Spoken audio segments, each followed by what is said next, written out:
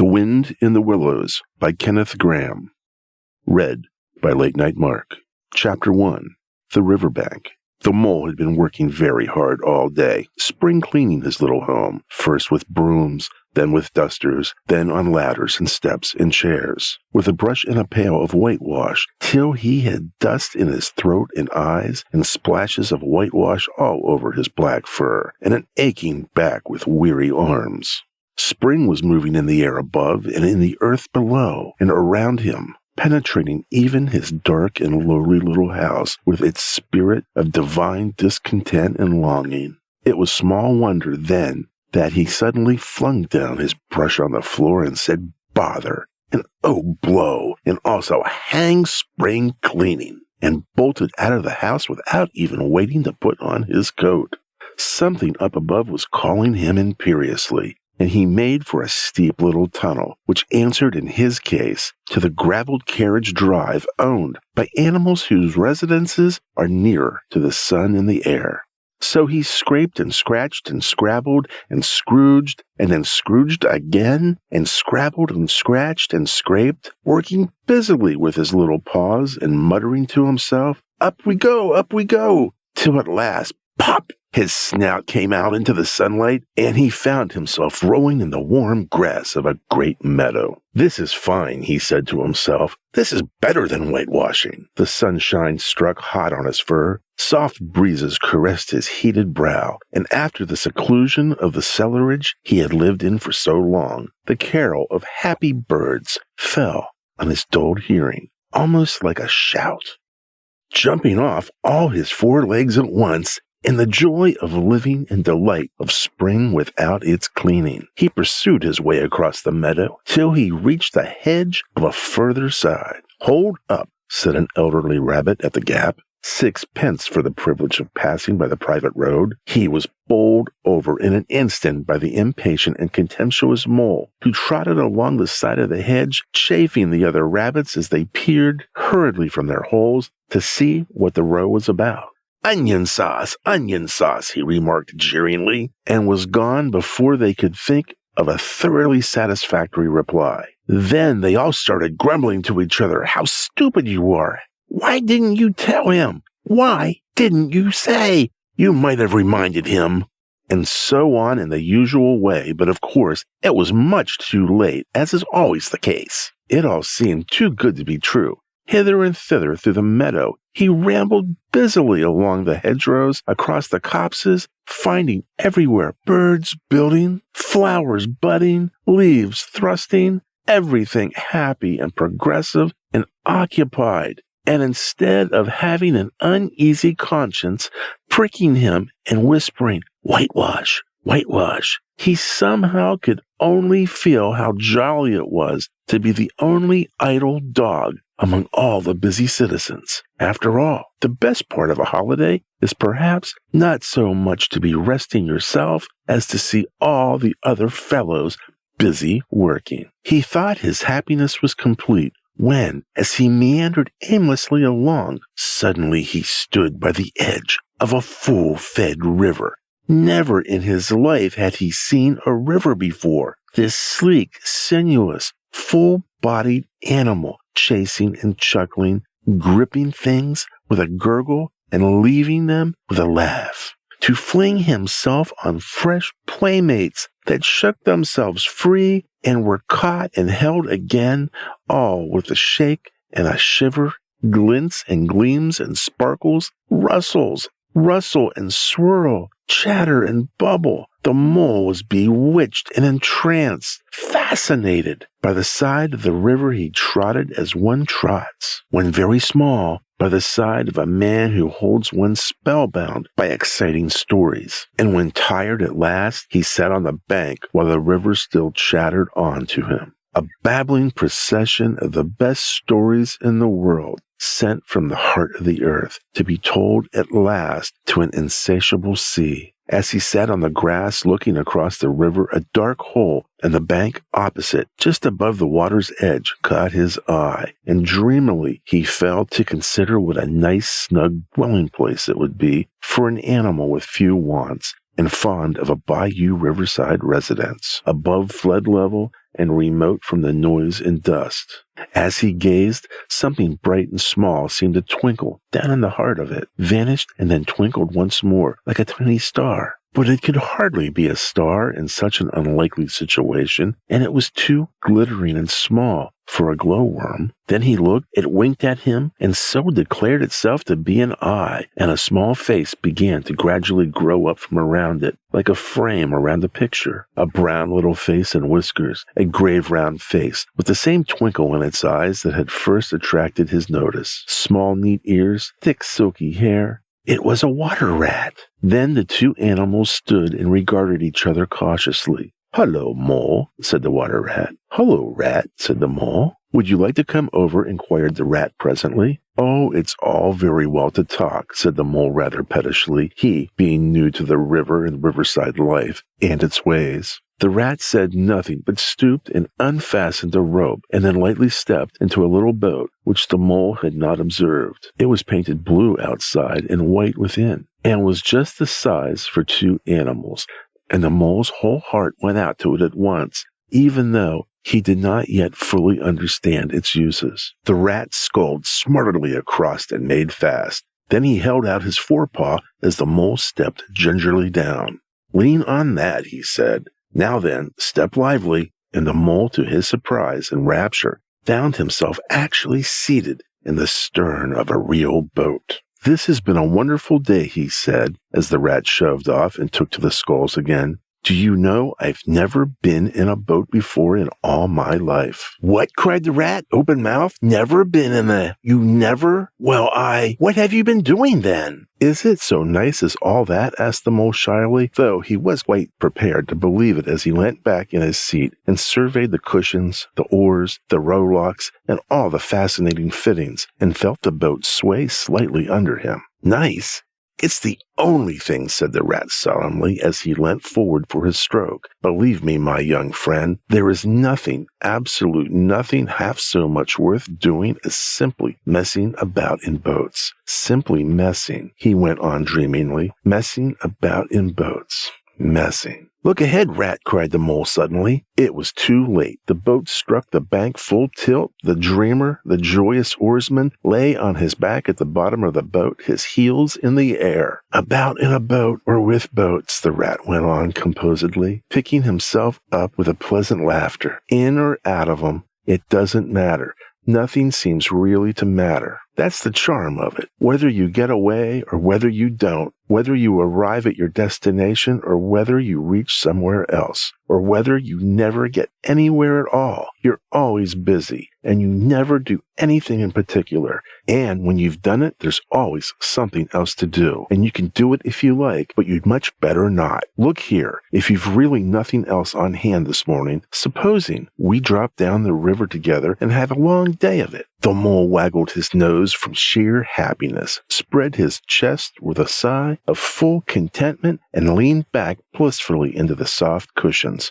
"What a day I'm having," he said. "Let us start at once." "Hold hard a minute, then," said the rat. He looped the painter through the ring at his landing stage, climbed up into his hole above, and after a short interval reappeared staggering under a fat wicker luncheon basket. "Shove that under your feet," he observed to the Mole as he passed it down into the boat. "What's inside it?" asked the Mole, wriggling with curiosity. "There's cold chicken inside it," replied the rat briefly. "Cold tongue, cold ham, cold beef, pickled gherkin salad, French rolls, cress sandwiches, potted meat, ginger beer and lemonade, soda water." "Oh, stop, stop," cried the Mole in ecstasy. "This is too much." "Do you really think so?" inquired the rat seriously. "It's only what I always take on these little excursions. Other animals are always telling me that I'm a mean beast, and cut it very fine." The Mole never heard a word he was saying, absorbed in the new life he was entering upon, intoxicated with sparkle, the ripple, the scents, and the sounds and sunlight. He trailed a paw in the water and dreamed long, waking dreams. The water rat, like a good little fellow he was, sculled steadily on and forbore to disturb him. "I like your clothes awfully, old chap," he remarked after some half an hour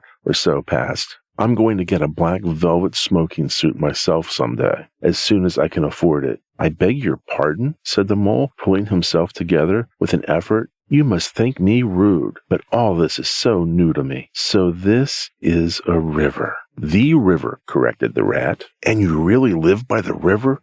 What a jolly life.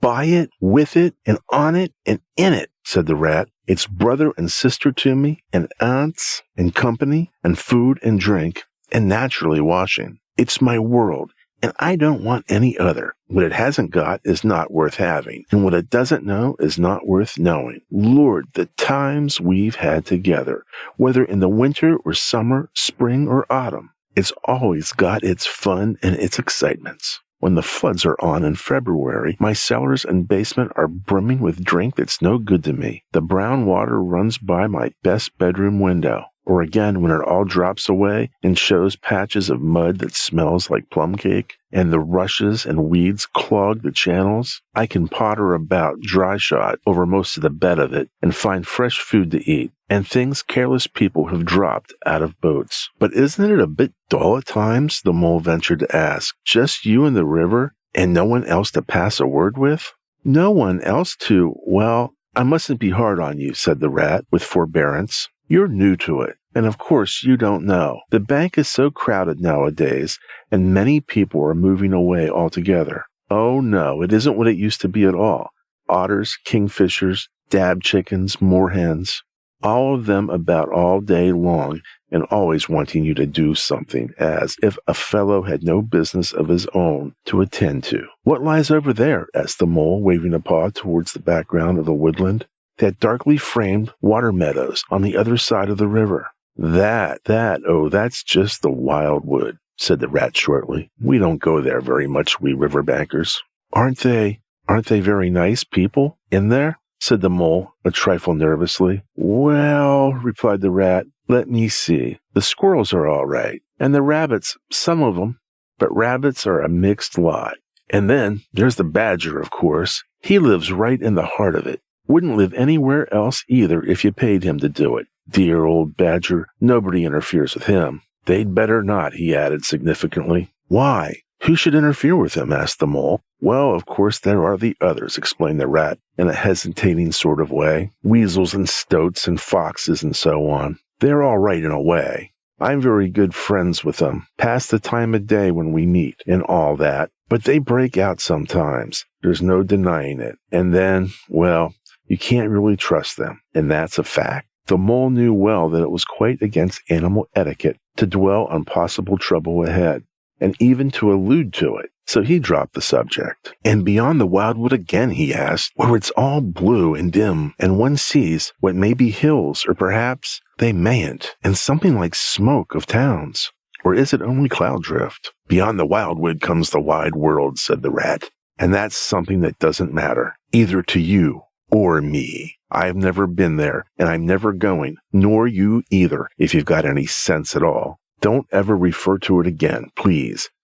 Here's our backwater at last, where we're going to lunch. Leaving the main stream, they now passed into what seemed at first sight like a landlocked lake. Green turf sloped down on either edge. Brown snaky tree roots gleamed below the surface of the quiet water, while ahead of them the silvery shoulder, the foamy tumble of a weir, arm in arm with the restless, dripping mill wheel that held up in turn a gray gabled mill house, filled the air with soothing murmur of sound, dull and smothery, yet with little clear voices speaking up cheerfully out of the intervals. It was so very beautiful that the mole could only hold up a forepaw and gasp, "Oh my, oh my, oh my."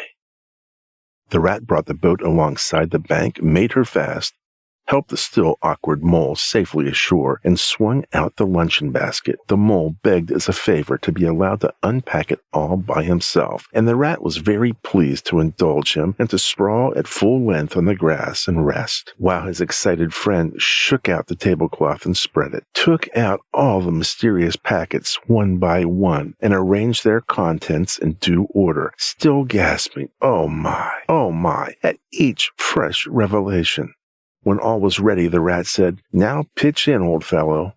And the mole was indeed very glad to obey, for he had started his spring cleaning at a very early hour that morning, as people will do, and had not paused for a bite or sup. and he had been through a very great deal since that distant time, and how, which now seemed so many days ago. "What are you looking at?" said the rat presently, when the edge of their hunger was somewhat dulled, and the mole's eyes were able to wander off the tablecloth a little. "I'm looking," said the mole, "at a streak of bubbles that I see traveling along the surface of the water. That is a thing that strikes me as funny." "Bubbles? Oh-ho!" said the rat, and chirped cheerfully in an inviting sort of way. A broad, glistening muzzle showed itself above the edge of the bank, and the otter hauled himself out and shook the water off of his coat.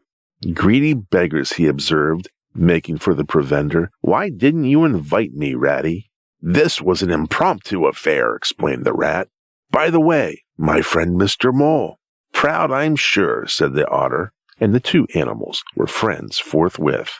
"Such a rumpus everywhere," continued the otter. "All the world seems out on the river today. I came up this backwater to try to get a moment's peace, and then stumble upon my fellows. At least, I don't exactly mean that, you know." There was a rustle behind them, proceeding from the hedge wherein last year's leaves still clung thick. A stripy head, with high shoulders behind it, peered forth on them. "Come on, old badger," shouted the rat. The badger trotted forward a pace or two, then grunted, "Company," and turned his back and disappeared from view. "That's just the sort of fellow he is," observed the disappointed rat. "Simply hates society. Now we shan't see any more of him today." "Well, tell us who's on the river." "Toad's out for one," replied Otter, "in his brand new wagger boat. New togs, new everything." The two animals looked at each other and laughed. "Once it was about nothing but sailing," said the rat. "Then, tired of that, and took to punting.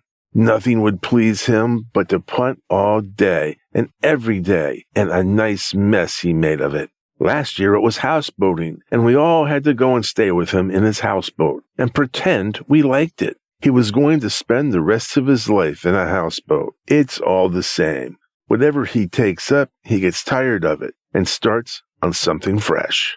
"Such a good fellow, too," remarked the otter reflectively, "but no stability, especially in a boat." From where they sat, they could get a glimpse of the main stream across the island that separated them. And just then a wagger boat flashed into view. The rower, a short, stout figure, splashing badly and rolling a good deal, but working his hardest. The rat stood up and hailed him, "But Toad!" for it was he, shook his head and settled sternly to his work. "He'll be out of the boat in a minute if he rolls like that," said the rat, sitting down again. "Of course he will," chuckled Otter. "Did I ever tell you that good story about Toad and the lock keeper? It happened this way. Toad—" Just then, an errant mayfly swerved unsteadily athwart the current in the intoxicated fashion affected by young bloods of mayflies seeing life.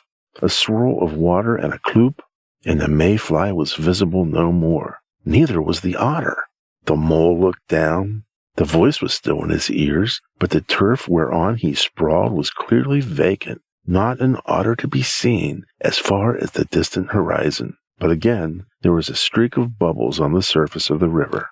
The rat hummed a tune, and the mole recollected that animal etiquette forbade any sort of comment on the sudden disappearance of one's friend at any moment, for any reason, or no reason whatever. "Well, well," said the rat, "I suppose we ought to be moving. I wonder which of us had better pack the luncheon basket." He did not speak as if he was frightfully eager for the treat. "Oh, please let me," said the mole, so of course the rat let him. Packing the basket was not such pleasant work as unpacking the basket. It never is. But the mole was bent on enjoying everything, and although, just as he had got the basket packed and strapped up tightly, he saw a plate staring up at him from the grass, and when the job had been done again, the rat pointed out a fork which anybody ought to have seen. And last of all, behold, the mustard pot, which he had been sitting on without knowing it. Still, somehow, the thing got finished at last, without much loss of temper. The afternoon sun was getting low as the rat strolled gently homewards in a dreamy mood, murmuring poetry things over to himself, and not paying much attention to the mole. But the mole was very full of lunch, and self-satisfaction and pride, and already quite at home in the boat. So he thought, and was getting a bit restless besides, and presently he said, "Ratty, please, I want to row now." The rat shook his head with a smile. "Not yet, my young friend," he said. "Wait till you've had a few lessons. It's not so easy as it looks." The mole was quiet for a minute or two, but he began to feel more and more jealous of the rat, sculling so strongly and so easily along, and his pride began to whisper that he could do it every bit as well. He jumped up and seized the sculls so suddenly that the rat, who was gazing out over the water and saying more poetry things to himself, was taken by surprise and fell backwards off his seat and with his legs in the air for the second time, while the triumphant mole took his place and grabbed the sculls with entire confidence. "Stop it, you silly ass!" cried the rat from the bottom of the boat. "You can't do it. You'll have us over." The mole flung his sculls back with a flourish and made a great dig at the water. He missed the surface altogether. His legs flew up above his head, and he found himself lying on the top of the prostrate rat. Greatly alarmed, he made a grab at the side of the boat, and the next moment, sploosh! Over went the boat, and he found himself struggling in the river. Oh my! How cold the water is! Oh, how very wet it felt! How it sang in his ears as he went down, down, down. How bright the welcome sun looked as he rose to the surface, coughing and spluttering. How black was his despair when he felt himself sinking again. Then a firm paw gripped him by the back of the neck. It was the rat, and he was evidently laughing. The mole could feel him laughing right down his arm and through his paw, and so into the mole's neck. The rat got hold of the skull and shoved it under the mole's arm, and then did the same by the other side of him, and, swimming behind, propelled the helpless animal to shore, hauled him out, and set him down on the bank, a squashy, pulpy lump of misery.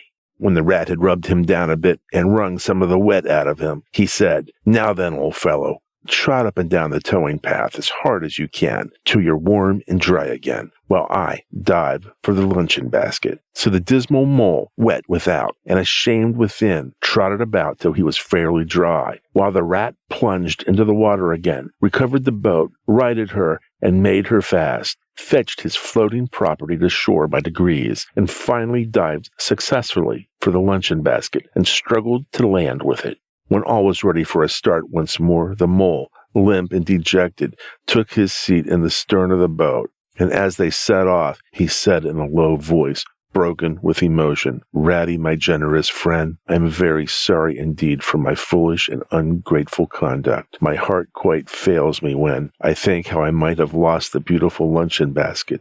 Indeed, I have been a complete ass, and I know it. Will you overlook it once and forgive me, and let things go on as before?"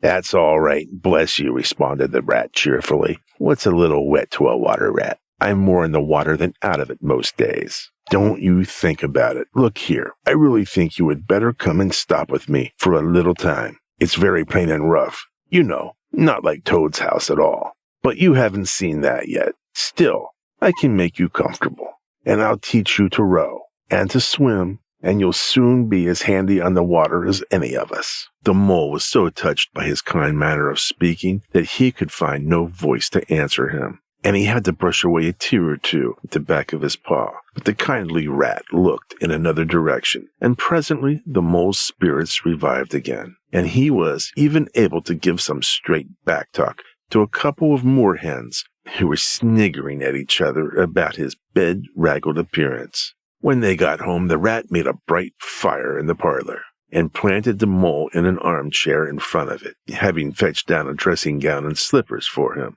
and told him river stories until supper time. Very thrilling stories, too, to an earth-dwelling animal like mole. Stories about weirs and leaping pike and steamers that flung hard bottles. At least bottles were certainly flung, and from steamers, so presumably by them. And about herons, and how particular they were whom they spoke to, and about adventures, down drains, and night fishing with otter, or excursions far afield with badger. Supper was a most cheerful meal, but very shortly afterwards, a terribly sleepy mole had to be escorted upstairs by his considerate host to the best bedroom, where he soon laid his head on his pillow in great peace and contentment, knowing that his newfound friend, the river, was lapping the sills of his window. This day was only the first of many similar ones for the emancipated mole, each of them longer and full of interest as the ripening summer moved onward. He learned to swim and to row, and entered into the joy of running water. And with his ears to the reed stems he caught at intervals something of what the wind went whispering so constantly among them.